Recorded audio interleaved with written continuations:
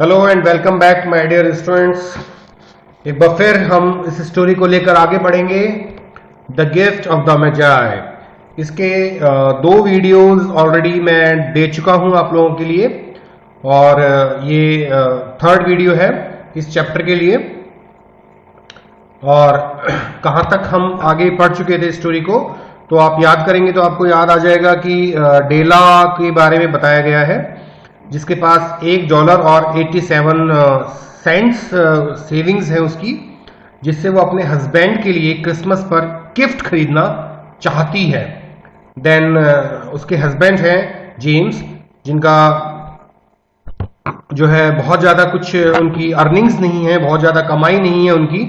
और अब जो उनकी कमाई बताई गई है वो है $20 पर वीक वो कमा पाता है, जिसमें से $8 तो उसके फ्लैट में ही वो किराया दे देता है। तो इस प्रकार दोनों जो हस्बैंड वाइफ हैं, यानी मिस्टर जेम्स डिलिंगम यंग जिनका नाम है हस्बैंड का, और डेला जो उनकी वाइफ है, दोनों बहुत ही तंग हाली में जीवन यापन कर रहे हैं। और क्योंकि क्रिसमस है तो ऑब्वियसली सेलिब्रेशन टाइम है। जैसे दिवाली पे हम लोग हर तरह से कुछ भी बचत हो या नहीं हो, लेकिन दिवाली, होली, ईद ऐसे बड़े त्योहारों को हम इंडिया में छोड़ते नहीं है मनाने से। इसी प्रकार वर्ल्ड वाइड जो है क्रिसमस मनाया जाता है। तो क्रिसमस की तैयारी में वो कुछ गिफ्ट देना चाहती है, लेकिन उससे वो मैनेज नहीं हो पा रहा। इधर एक चीज बताई गई है जो इंपॉर्टेंट है कि इन दोनों हस्बैंड वाइफ के लिए इनके घर में अगर कोई सबसे इंपॉर्टेंट चीज है, सबसे पोजेशन जो जिस चीज का ये रखना चाहते हैं, जो धरोहर है इनके घर की, वो है डेला के लंबे बाल और हस्बैंड जो जेम्स है उसके, उनकी एक सोने की घड़ी। और वो सोने की घड़ी पुश्तैनी घड़ी है, पारंपरिक पारिवारिक एक घड़ी है वो, जो कि उसके दादा ने उसके पिताजी को दी थी और उसके पिताजी ने अपने बेटे यानी कि जेम्स को हैंड ओवर की है। तो आगे बढ़ते हैं हम लोग। इस बीच जो लास्ट पैराग्राफ था वो आप एक बार ध्यान रखिएगा। उसमें जो शैबा द क्वीन, जो शैबा की यहां पर बात की गई है, तो उसके लिए बताया गया है कि भाई जितनी धन दौलत क्वीन के पास थी उसको अगर अलग रख दिया जाए और सामने जो है वो डेला के बाल हों, तो शायद वो रानी भी जेलस हो जाएगी। इसी प्रकार किंग सोलोमन के पास जितना भी हीरे जवाहरात, जो धन के जो भंडार भरे हुए थे, उसके आगे अगर इसकी गोल्ड वॉच को रख दिया जाए तो शायद राजा भी उससे जलन फील करेगा, जेलसी, एनवी फील करेगा। तो ये लिटरेचर के रूप में एग्जाजरेशन है, ये बहुत ज्यादा अतिशयोक्ति यहां पर दिखाई गई है, बहुत ज्यादा बढ़ा चढ़ाकर इस तुलना को दिया गया है। लेकिन ठीक है, एवरीथिंग इज फेयर, स्टोरीज हैं ये, काल्पनिक कहानियां हैं ये, तो उसमें ये सारी चीजें चलती हैं। आगे देखते हैं। सो नाउ हम इस लाइन पर हैं। So now Della's beautiful hair fell about her, rippling and shining like a cascade of brown waters। तो अभी क्या होता है, जो डेला के बाल जो उसने खोल लिए थे, उसने एक भूरे पानी के झरने के समान वो बाल जो है वो लटक रहे थे, नीचे लहरा रहे थे। It reached below her knee and made itself almost a garment for her. और वो जो बाल थे वो उसके घुटने से भी नीचे पहुंच चुके थे।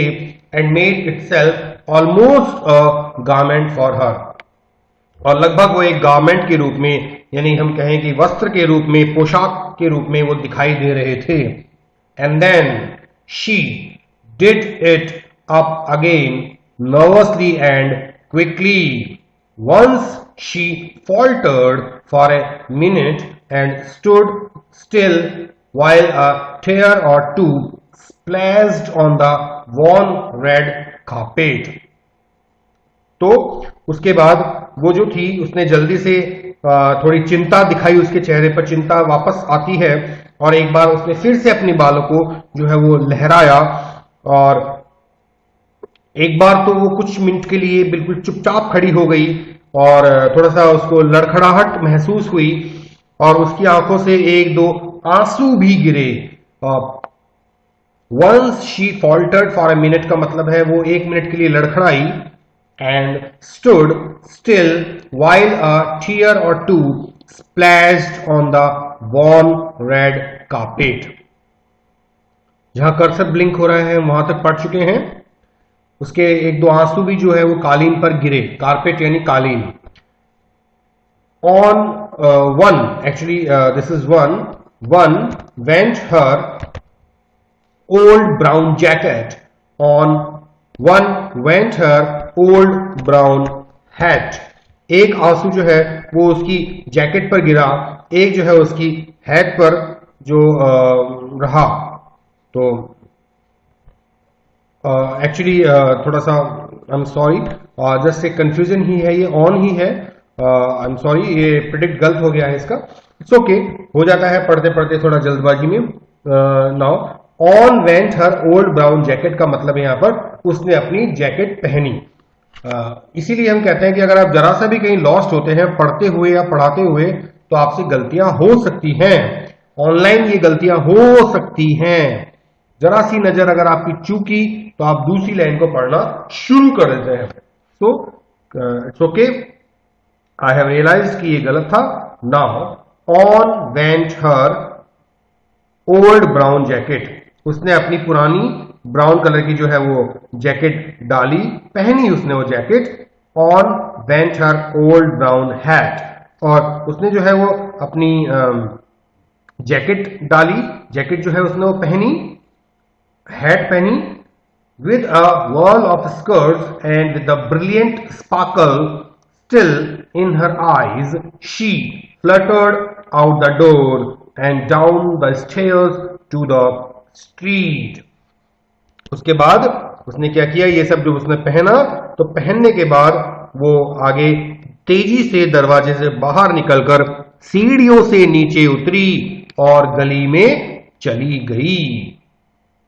Where she stopped, the sign read MME Safrani.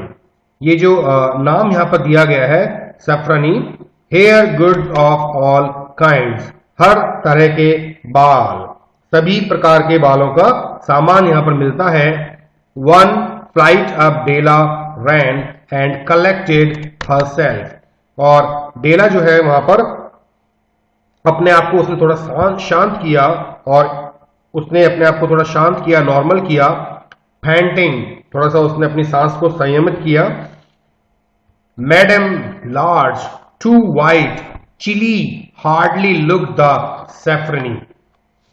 और वो सॉफ्रोनी जैसी नहीं लग रही थी. सॉफ्रोनी में भी एक टर्म है यहां पर, कुछ गोरे अच्छे सुंदरता के हिसाब से, लेकिन यहां पर वो जो वर्ड जो है वो एक्चुअली फिट नहीं हुआ उसके कैरेक्टर को देखते हुए. Will you buy my hair. तो ये नाम याद रखिएगा. सॉफ्रनी कौन थी? वो महिला थी जिसका व्यापार था बालों का.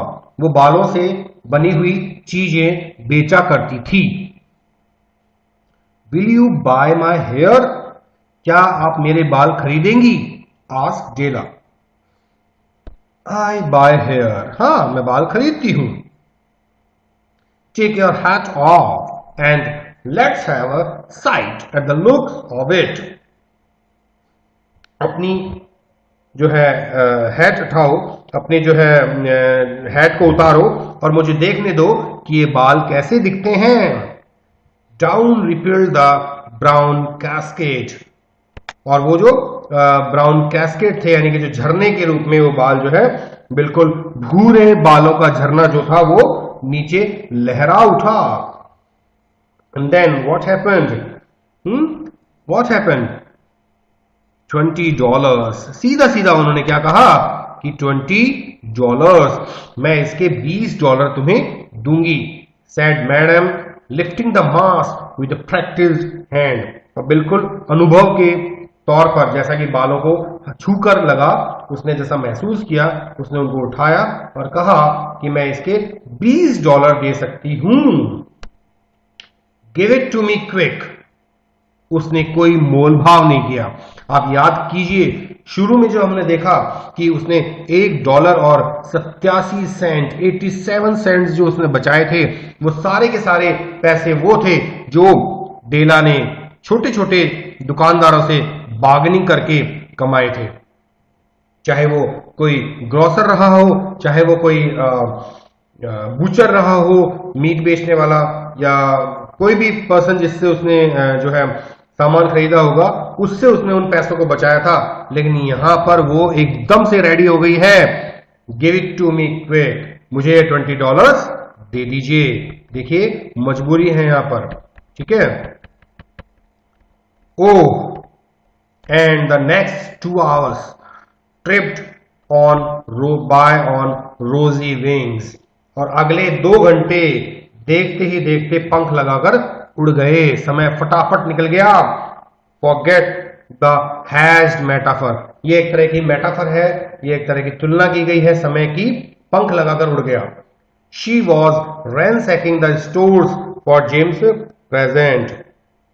अब डेला क्या कर रही थी, 2 घंटे हो चुके हैं, बाल उसने कटवा दिए होंगे अपने, और अब वो जगह जगह अलग अलग दुकानों पर खोजबीन कर रही है।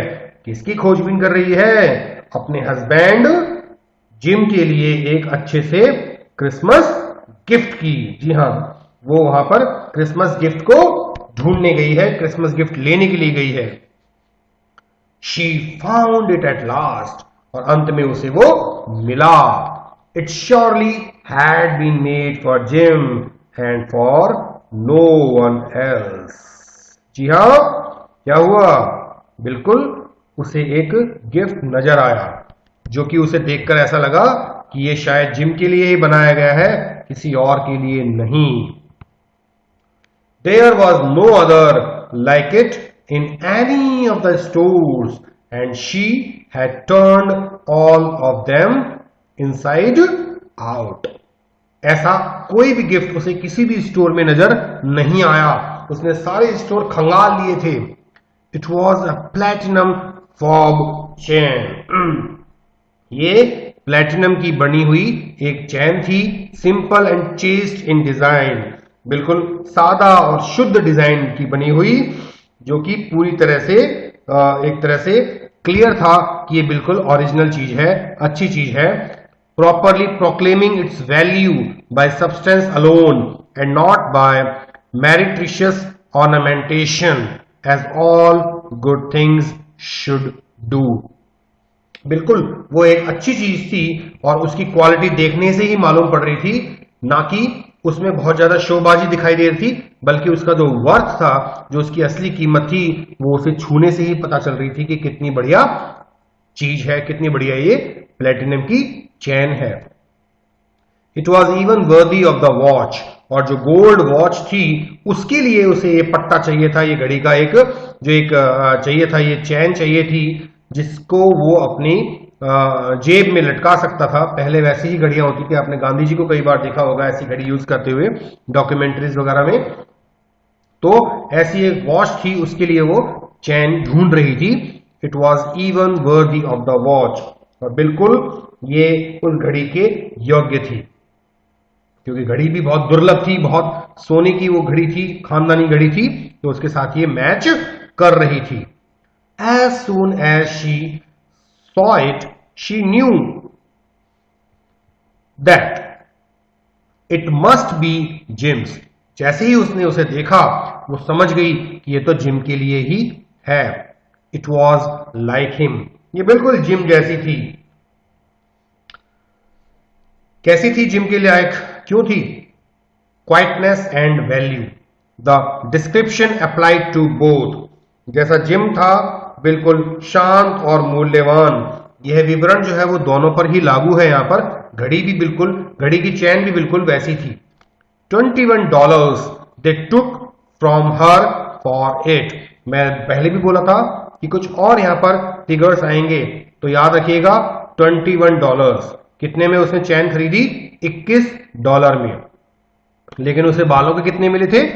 $20, और $1 87 cent, 87 cents she already had. अब उसके पास कितने बच रहे हैं?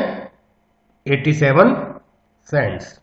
$21 they took her for it and she hurried home with the 87 cents. वो घर चली गई उन 87 सेंट्स को लेकर। with that chain on his watch. Jim might be properly anxious about the time in any company. उस चैन के ऊपर मतलब चैन को देखकर अपनी वॉच पर जिम जो है वो सिर्फ समय को ही देखता रहेगा. Grand as the watch was, he sometimes looked at it on the sly on account of the old leather strap that he used in place of a chain. यानी कि घड़ी तो बहुत अच्छी थी, लेकिन जब उसके पास पुराना पट्टा है तो वो उसे शर्म के मारे बहुत कम निकालता है उस घड़ी को.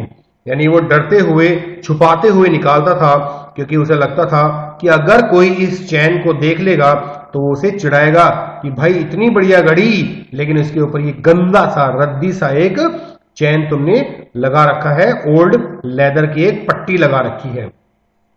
तो ये बात बेला जानती थी, इसीलिए वो चाहती थी कि उसके हस्बैंड की घड़ी के लिए अगर मैं अच्छी सी चैन दे देती हूं तो ये एक बहुत ही शानदार गिफ्ट होगा उसके हस्बैंड के लिए क्रिसमस के अवसर पर. When Della reached home, her intoxication gave way a little to prudence and reason. She got out her curling irons and lighted the gas and went to work repairing the ravages made by generosity added to love. जब डेला घर पहुंची तो उसने बड़े उत्साह से और बिल्कुल शांत तो थोड़ा सा अपने आप को किया. उसने बालों को क्या किया, थोड़ा घुंघराले करने के लिए जो लोहे की एक वो होती हैं रॉड्स, चिमटे जैसी, उसने वो निकाली और गैस जलाई और उसने जो है कोशिश की कि उनके बालों को थोड़ा थोड़ा वो अपने बालों को ठीक कर ले, क्योंकि उसे पता है कि हस्बैंड आने वाले हैं और वो आकर देखेंगे तो बहुत अजीब लगेगा. तो शी वॉज ट्राइंग कि थोड़ा सा उनको ठीक ठाक वो बनाने वालों को. Which is always a tremendous task dear friends, a mammoth task. और अब ये काम बहुत बड़ा था. मैमथ का मतलब होता है बड़ा, एक बड़ा कार्य. Within 40 minutes, her head was covered with tiny close-lying curls that made her look wonderfully like a truant schoolboy. She looked at her reflection in the mirror long, carefully and critically. 40 minutes के अंदर अंदर उसका जो head था वो covered हो गया था छोटे कर्ल्स से, क्लोज कर्ल से, जिससे कि उसे एक स्कूल बॉय जैसा एहसास हो रहा था. She looked at her reflection in the mirror long, carefully and critically. उसने अपना रिफ्लेक्शन, अपना प्रतिबिंब जो है वो मिरर में काफी समय तक देखा, बहुत गौर से देखा. If Jim doesn't kill me, she said to herself. Before he takes a second look at me, he will say, I look like a Coney Island chorus girl. कहीं जिम मुझे मार तो नहीं डालेगा. उसने अपने आप से ये बात कही, और वो दूसरी बार अगर मुझे देखेगा तो कहीं ऐसा तो नहीं लगेगा कि मैं कोई नाचने गाने वाली लड़की हूं. कॉनी आइलैंड कोरस गर्ल का मतलब है जो नाच गाती हैं पैसों के लिए, ऐसी कोई लड़की तो नहीं लग रही हूं मैं. But what could I do, मैं क्या कर सकती हूं. Oh, what could I do with $1.87. मैं क्या कर सकती थी. वॉट कुड आई डू का मतलब है मैं क्या कर सकती थी. मेरे पास सिर्फ $1.87 ही तो थे, उनसे मैं क्या कर सकती थी. तो अभी इस वीडियो को मैं इतना ही रखूंगा, और अगली स्टोरी, अगला जो पार्ट है वो हम अगली वीडियो में शुरू करेंगे. तब तक के लिए आप इसे एंजॉय कीजिए, पढ़िए, मीनिंग्स जो भी हैं आप नोट कीजिएगा. आप चाहें तो गूगल की हेल्प ले सकते हैं, डिक्शनरी की हेल्प ले सकते हैं ऑनलाइन, और आपको मीनिंग्स फिर भी अगर कोई डिफिकल्टी होती है तो any time you can call me up, WhatsApp कर सकते हैं मुझे पर्सनली. जो स्टूडेंट जुड़े हुए हैं वो नंबर जानते हैं मेरा, और आप लोग मुझसे बात कर सकते हैं. एंड देन कमेंट सेक्शन में भी आप अपने क्वेश्चन को छोड़ सकते हैं, और वीडियो को लाइक जरूर करें, जरूर लाइक करना है. उससे क्या होगा कि आप लोगों की लाइक लिस्ट में आ जाएगा और आप फटाफट इस वीडियो को दोबारा कभी भी देख सकते हैं और हमें भी अच्छा लगेगा कि आप ये वीडियो लाइक कर रहे हैं। Thank you so much, take care, bye bye.